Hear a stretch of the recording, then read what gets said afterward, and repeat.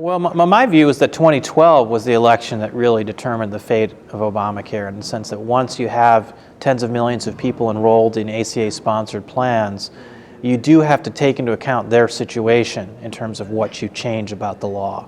And I think any viable Republican approach to an alternative to the ACA has to do that.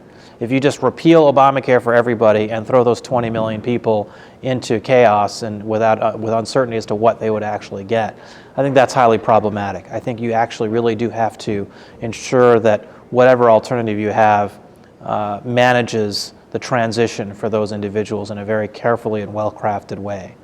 But that isn't to say that you can't still make significant changes to the law. My view is that we shouldn't just be arguing about Obamacare. We should be arguing about everything in healthcare. Because if you think about it, the reason why our healthcare system is so expensive is not because of Obamacare. That's a relatively recent law. It's because of Medicare and Medicaid and the employer tax exclusion, the way we sponsor employer-sponsored coverage.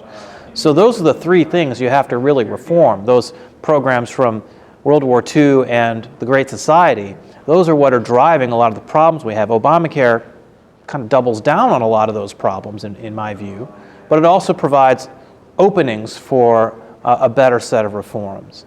And so, in my view, the Republican approach to healthcare should really be about tackling the broader problem of how expensive and messed up our healthcare system is.